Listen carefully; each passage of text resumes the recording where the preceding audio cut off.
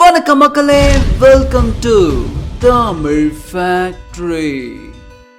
யூதம், கிறிஸ்தவம், இஸ்லாம், இதில் எது உயர்ந்த மதம், உண்மையான மதம்? நிமிந்து பாருங்களேன். இந்த உலகத்துல நம்ம எல்லோருக்குமே பொதுவா ஒரு வானம் தான் இருக்கு. யோசிச்சு பார்த்தா இங்க இருக்கிற எல்லாமே நமக்கு காமனான பொதுவான விஷயங்கள் தான். ஒரே பூமி, ஒரே வானம், ஒரே காற்று, ஒரே நீர், இப்படி பொதுவான விஷயங்களையே நாம ஷேர் பண்ணிக்கும் போது நாம வணங்கக்கூடிய கடவுள்களை பார்த்தா அதுல மட்டும் எத்தனை வகைகள், எத்தனை வேறுபாடுகள். நீங்க கும்பிடுற கடவுள் தான் பெருசுன்னு நீங்க சொல்லும் போதும், இல்ல என்னுடைய கடவுள் தான் உண்மையான கடவுள்னு இன்னொருத்தர் சொல்லும் போதும் பின்னணியில ஒரு ரகசிய சிரிப்பு சத்தம் கேட்குது. அது யாருடையது தெரியுமா? அத்தனையையும் இத்தனை காலங்களா பார்த்துக்கிட்டு வர்ற காலத்தின் சத்தம் அது. அந்த கால சக்கரத்துடைய ஓட்டத்தை நீங்க பின்னோக்கி சுழற்றி பார்த்தீங்கன்னா தான் அந்த ஆரம்ப புள்ளியில் இருக்கக்கூடிய வரலாற்றின் உண்மை முகம் உங்களுக்கு தெரிய வரும். ஆயிரக்கணக்கான ஆண்டுகளா மனுஷன் அந்த வானத்தை பார்த்து ஒரே கேள்வியை தான் கேட்கிறான். அந்த வானத்துல இருக்கிறவர் யாரு? அது இவர்தான். இல்ல அது இவர் மட்டும்தான் அப்படின்னு சொல்லி தனக்குள்ளேயே சண்டையும் போட்டுக்கிறான். இன்னைக்கு நாம பார்க்க போற அந்த 3 மதங்களும் இப்பவும் சண்டையிட்டுக்கிட்டு தான் இருக்காங்க. ஆனா அவங்க மறந்துட்டாங்க, இவங்களுக்கு எல்லாம் தந்தை ஒருத்தர் தான். இவங்க பிறந்த வேர் ஒண்ணுதான், ஆனா பல கிளைகளா இன்னைக்கு பிரிஞ்சு தனித்தனியா இருக்காங்க. இந்த மார்க்கங்களை தொடர்ந்து வரக்கூடிய மக்கள் கிட்ட எப்போதுமே ஒரு போட்டி இருந்துகிட்டே இருக்கு. என்னுடைய கடவுள் தான் சிறந்த கடவுள், என்னுடைய மார்க்கம் தான் முதலில் வந்த மார்க்கம்னு அந்த போட்டி எப்பவுமே இருக்கு. அதை தான் இன்னைக்கு நாம கிராக் பண்ண போறோம். உண்மையை தேடி உறக்க சொல்ல போகிறோம். உண்மையிலேயே உயர்ந்த மதம் எது? கண்டிப்பா வீடியோவுடைய முடிவுல ஆதாரபூர்வமான பதில் உங்களுக்கு கிடைக்கும். அதனால எப்பவும் போல இந்த பதிவை அமர உட்கார்ந்து முழுசா பாருங்க. இது தமிழ் ஃபேக்டரியின் மிஸ்டீரியஸ் ஹிஸ்டரிஸ், உங்கள் வழியில்.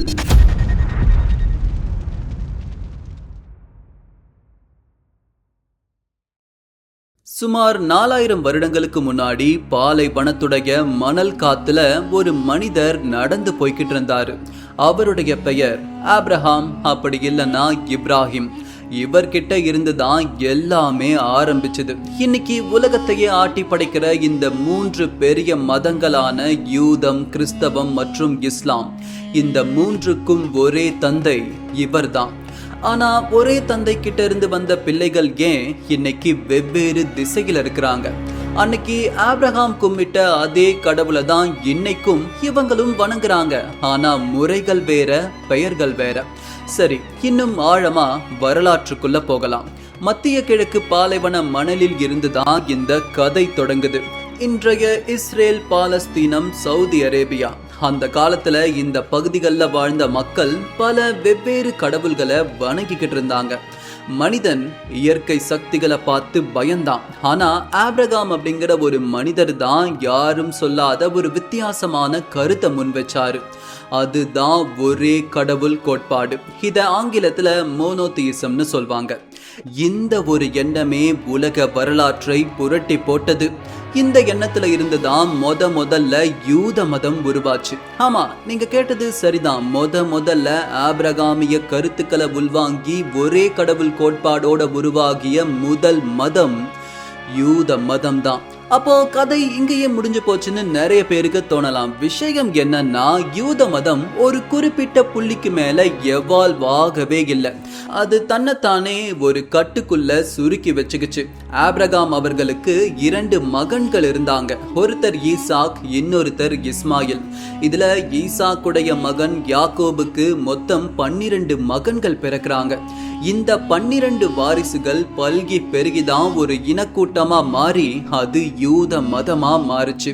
எகிப்துல அடிமையா இருந்த இஸ்ரவேல் மக்களை மோசஸ் அவர்கள் செங்கடலை பிளந்து மறுபக்கம் கூட்டிட்டு வந்து சினாய் மலையில வச்சு கடவுள் கொடுத்த 10 கட்டளைகளை சொல்லி கொடுக்கிறாரு. இந்த கட்டளைகளுடைய தொகுப்பு தான் தோரா. அப்படின்னு அழைக்கப்பட்டுச்சு. இதுதான் யூதர்களின் முதல் புனித புத்தகம். இது ஹிப்ரு மொழியில எழுதப்பட்டது. ஆனா காலப்போக்குல அந்த மதம் ரொம்பவே இறுக்கமா மாறுச்சு. கடவுள் ஒருத்தர் தான், ஆனா அவர் யூதர்களுக்கு மட்டுமானவர் அப்படிங்கிற ஒரு எண்ணம் அங்க வளர ஆரம்பிச்சது. நீங்க ஆதாம்ல தொடங்கி வரிசையா வரக்கூடிய இறை தூதர்களை பாத்தீங்கன்னா, மோசஸ் 10 கட்டளைகளை மனிதர்களுக்கு கொடுத்த பிறகு அதோடைய யூதர்களுடைய மத நம்பிக்கைகள் முடிஞ்சு போகுது. அதாவது மோசஸ் அவர்களுக்கு பிறகு வந்த இறை தூதர்கள் யாரையும் யூதர்கள் ஏத்துக்கல, யூத மதம் ஏத்துக்கல. யூதர்களை பொறுத்த வரைக்கும் யூத மொழி தெரியாட்டியும் பரவாயில்ல, யூத மத நம்பிக்கைகள் புரியாட்டியும் பரவாயில்ல, ஏன் யூதர்களுடைய தேசமான இஸ்ரேலுக்குள்ள நீங்க பிறக்கலனாலும் பரவாயில்ல, பிறப்பால் யூதனாக இருந்தால் அந்த இனக்கூட்டம் உங்களை ஏத்துக்கும். இங்க இருக்கிற பெரிய முரண்பாடு என்னன்னா, உலகத்துக்கே ஒரே கடவுள் கோட்பாட ஒரு காலத்துல பரப்பிய ஒரு கூட்டம் இன்னைக்கு அந்த கோட்பாடு தனக்கு மட்டும்தான் சொந்தம் அப்படின்னு ஒரு வரையறைக்குள்ள மாட்டிக்கிட்டதால தான் அந்த மதம் இன்னைக்கு பெரும்பாலும் உலகத்துல இல்லை. கணக்கெடுப்பின்படி உலகத்துல ஏறத்தாழ வெறும் 1.5 கோடி யூதர்கள் தான் இருக்கிறாங்க. இது உலக மக்கள் தொகையில 1% கூட கிடையாது. இருந்தும் இந்த இனக்கூட்டம் உலகத்தையே ஆட்டுவிக்குதுன்னு சொல்றது ஒரு தனி டாபிக். அத வேற பதிவுல பார்க்கலாம். இதோட யூத மதம் நின்னுடுச்சு. இதன் பிறகுதான் கதையில இஸ்லாமும் கிறிஸ்தவமும் வருது. நாம முன்னாடியே பார்த்த ஆபிரகாம் அவர்களுடைய 2 மகன்கள்ல ஈசாக் அவருடைய வழியை தான் யூதர்கள் ஏத்துக்கிட்டாங்க. அதே வழியை தான் கிறிஸ்தவர்களும் ஃபாலோ பண்ண ஆரம்பிச்சாங்க. ஆனா இஸ்லாமியர்களோ ஆபிரகாம் அவர்களுடைய இன்னொரு மகனான இஸ்மாயில் அவருடைய வழியை ஃபாலோ பண்ண ஆரம்பிச்சாங்க. இங்கதான் முதல் முறையா ஒரே குடும்பத்தில் 2 கிளைகள் உண்டானது. இதுவே இந்த மத வரலாறின் முதல் பிளவு. நீங்க நல்லா கவனிச்சீங்கன்னா, யூத மதம் கடவுளை ஒரே ஒருவராதான் கருதுச்சு. அவர் உருவமற்றவர், மனிதனாக அவர் இருக்க முடியாதுன்னு ரொம்ப வலுவா சொல்லுச்சு. ஆனா இந்த கடுமையான ஒரே கடவுள் கொள்கையில இருந்து கிறிஸ்தவம் மாறுபட்டது எப்படி? மோசஸுக்கு அப்புறம் ஒரு சில இறை தூதர்களுடைய காலம் கடந்து போக சரியா 2000 ஆண்டுகளுக்கு முன்னாடி தான் இயேசு பிறக்கிறாரு.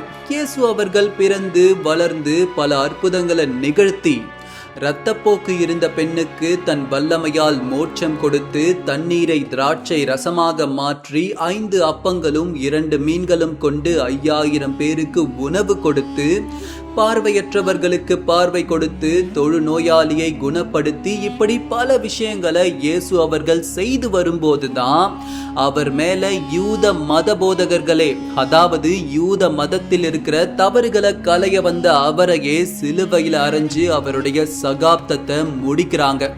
இறந்தவர் மீண்டும் எழுந்து பரலோகம் சென்றார் என்பது பைபிள் கூறும் ரகசியம். ஆனா விஷயம் என்னன்னா, பைபிள் என்பது இயேசு அவர்களால் எழுதப்பட்டது அல்ல. அவருக்கு பின் வந்தவங்க இயேசு மீது அதீத பற்று கொண்டவர்கள். அவர் வாழ்ந்த காலத்துல அவர் சொன்ன விஷயங்கள், அவர் பண்ண அற்புதங்கள், இது எல்லாத்தையும் கொண்டு புதிய ஏற்பாடுன்னு இதுக்கு முன்னாடி வந்த இறை தூதர்கள் எல்லாரையும் சேர்த்து ஒரு பைபிளை உருவாக்குறாங்க. இப்படி உருவாக்கப்பட்ட பைபிளின் படி கிறிஸ்தவம் அதனுடைய மூலமான உருவமற்ற கடவுள் வழிபாட்டில இருந்து திசை மாறி உருவமுள்ள கடவுளின் மகனாக பூமிக்கு வந்த இயேசு கிறிஸ்துவ கடவுளா சொல்ல ஆரம்பிக்குது. இந்த விஷயத்துல தான் யூத மதமும் கிறிஸ்தவ மதமும் கம்ப்ளீட்டா வேறுபடுது. இயேசு அவர்கள் புது மதத்தை தோற்றுவிக்க வரல, ஆனா அவருடைய ஆதரவாளர்கள் அவரை கடவுளாவே மாத்திட்டாங்க. கிறிஸ்தவ இறை நம்பிக்கைப்படி ஜீசஸோடையே அந்த இறை தூதர்களுடைய சங்கிலி நின்னு போகுது. இப்போ இஸ்லாமுக்கு வருவோம். இயேசுவுக்கு அப்புறம் கிட்டத்தட்ட 600 வருடங்கள் கழித்து முகமது நபி வராரு. அவர் என்ன சொல்றாருன்னா, யூதர்களும் கிறிஸ்தவர்களும் தடம் மாறி போயிட்டீங்க, அதனால நான் மறுபடியும் ஆபிரகாம் கும்பிட்ட அந்த ஒரே ஒரு இறைவனை வழிபடும் முறையை கொண்டு வரேன்னு அவர் சொல்றாரு. இஸ்லாம் சொல்லக்கூடிய வாதம் என்னன்னா, இறைவனுக்கு மகன் கிடையாது, இணை கிடையாது. இது அப்படியே யூத மதத்தோட அடிப்படை மாதிரியே இருக்கும். காரணம் என்னன்னா, இஸ்லாமும் யூத மதம் தன்னுடைய மூலமா எடுத்துக்கிட்ட அதே ஆரம்ப புள்ளியை தான் எடுத்துக்கிச்சு. நீங்க நல்லா கவனிச்சீங்கன்னா இஸ்லாம் சொல்லக்கூடிய எல்லா இறை தூதர்களும் ஏற்கனவே யூத மதத்திலையும் கிறிஸ்தவ மதத்திலையும் இருப்பாங்க. முதல்ல ஆதாம், அதன் பிறகு நூஹ், நோவா, இப்ராஹிம், ஆப்ரஹாம், லூத், லோத், இஸ்மாயில், இஸ்மவேல், இல்ஹாக், ஈசாக், யாக்கூப், யாக்கோபு, யூசுப், யோசேப்பு, ஐயூப், யோபு, மூசா, மோசே, ஹாரூன், ஆரோன், தாவூத், தாவீது, சுலைமான், சாலமன், இல்யா, எலியா, அல்யசா, எலிசா, யூனுஸ், யோனா, சகாரியா, சகாரியா, யஹ்யா, யோவான், ஈசா, இயேசு, கடைசியா முகமது நபி. இப்படி கிறிஸ்தவத்தில் இருக்கிற பெயர் உச்சரிப்புகள்ல இருந்து சற்று மாறுமே தவிர அனைத்து இறை தூதர்களுடைய தொடர் சங்கிலிய குரான்ல உங்களால பார்க்க முடியும். ஆனா இங்கதான் ஒரு பெரிய மர்மம் இருக்கு. தனக்கு முன்னாடி இருந்த எல்லா இறை தூதர்களையும் இஸ்லாமியர்கள் ஏத்துக்கிட்டாங்க. ஆனா கடைசியா வந்த இறை தூதரா பார்க்கப்படும் முகமது நபி அவர்களை கிறிஸ்தவ மதத்தினரும் யூத மதத்தினரும் ஏத்துக்கவே இல்லை. அப்போ முகமது நபி உண்மையிலேயே ஒரு இறை தூதரா இல்லையான்னு ஒரு கேள்வி வரும். இதற்கான பதில் பைபிள்லையும் தோராலையுமே இருக்கிறதா இஸ்லாமிய இறை நம்பிக்கையாளர்கள் சொல்றாங்க. இதற்காக அவங்க முன்னெடுத்து வைக்கிற முதல் வாதம் புதிய ஏற்பாட்டில் இருக்கக்கூடிய யோவான் அதிகாரம் 14-16. இதுல இயேசு கிறிஸ்து சொல்றாராம், நான் பிதாவை வேண்டிக் கொள்கிறேன், அப்போது என்றென்றைக்கும் உங்களுடனே இருக்கும்படி வேறொரு தேற்றரவாளனை அவர் உங்களுக்காக தந்தருள்வார். தன்னுடைய பணியை செய்யக்கூடிய இன்னொருத்தர பிதாவிடம் வேண்டி உங்களுக்காக அனுப்பி வைக்கிறேன்னு இயேசு கிறிஸ்து மறைமுகமா சொல்வதா இதோடைய அர்த்தம் வருது. இது வேற யாரும் இல்ல, இது முகமது நபிதான்னு இஸ்லாமியர்கள் நம்புறாங்க.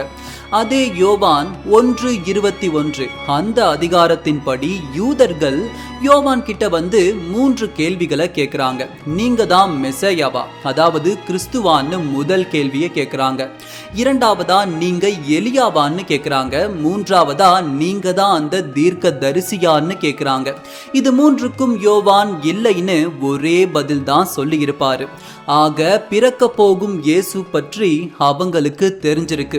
அப்படியே இயேசு பிறக்கும் முன்னாடி எலியா வருவாருன்னு அவங்களுக்கு தெரிஞ்சிருக்கு. அப்போ கடைசியா அந்த தீர்க்க தரிசி யாரு?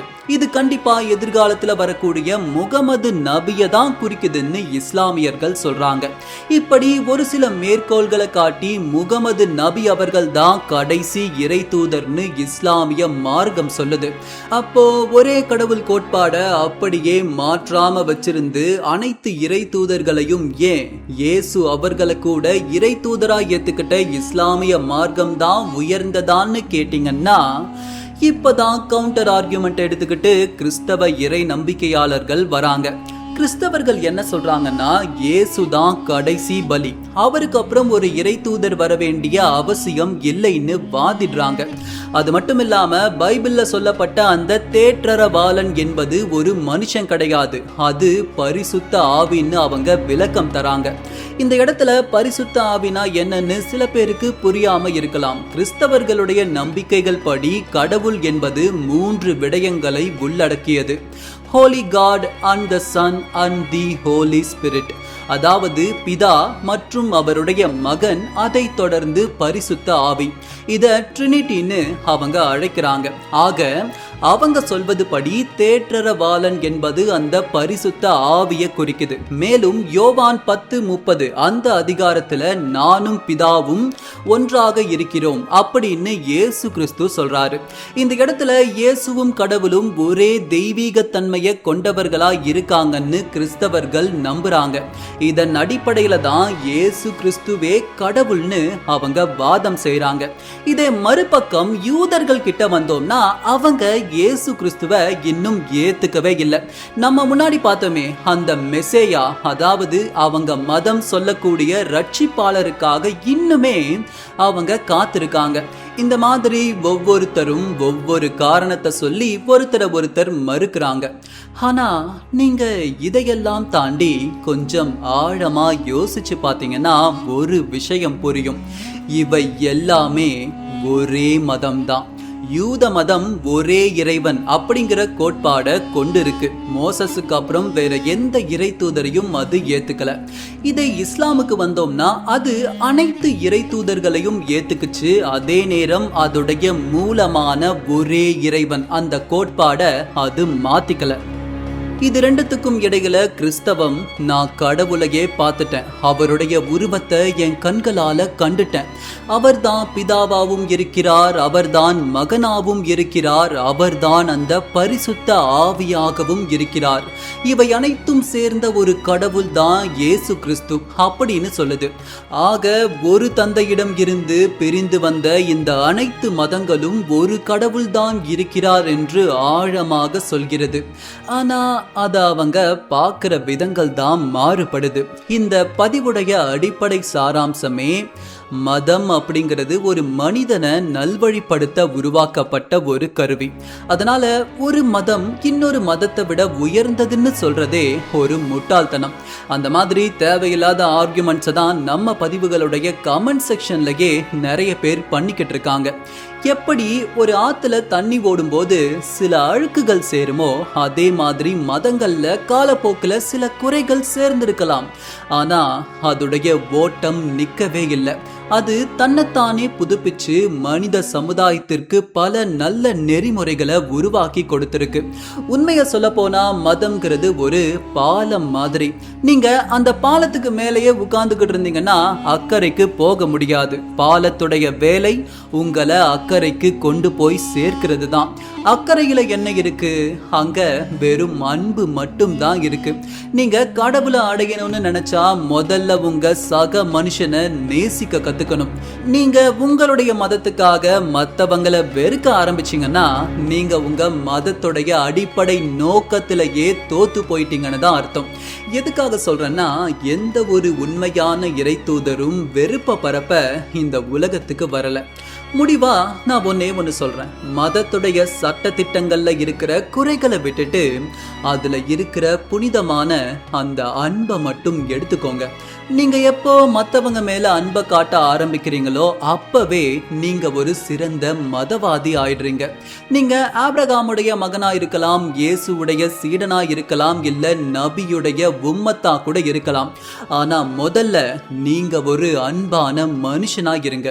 ஏன்னா அன்புதான் இந்த உலகத்தை மாத்த போற ஒரே ஆயுதம். அந்த அன்பை பரப்ப தொடங்குங்க. அப்பதான் அந்த 4000 வருட புதிருக்கு ஒரு முழுமையான விடை கிடைக்கும். ஏற்கனவே அன்பை நோக்கி பயணிக்க ஆரம்பிச்சிருந்தீங்கன்னா இந்நேரம் அந்த விடை உங்களுக்கு கண்டிப்பா கிடைச்சிருக்கும். அன்பே உயர்ந்த மதம். இந்த பதிவுல இந்த மதங்கள் எப்படி உருவாச்சு, அதோடைய மூலங்கள் எப்படிப்பட்டதுன்னு முடிஞ்ச வரைக்கும் சுருக்கமா சொல்ல முயற்சி பண்ணி இருக்கேன். இது வரைக்கும் தெரியாத ஏதாவது புது தகவல்களை தெரிஞ்சுக்கிட்டோன்னு நீங்க நினைச்சீங்கன்னா இந்த வீடியோக்கு ஒரு லைக் கொடுங்க. சப்ஸ்கிரைப் பண்ணாதவங்க அந்த சப்ஸ்கிரைப் பட்டனை பிரஸ் பண்ணுங்க. இது போல் பார்க்க வேண்டிய விடயங்கள் பல ஆயிரம். உங்கள் ஆதரவு எங்களுக்கு உற்சாகம் தரும். தாமதம் வேண்டாம், இப்போதே இணைந்திடுங்கள் தமிழ் ஃபேக்டரியுடன். விரைவில் சந்திக்கிறேன். நன்றி.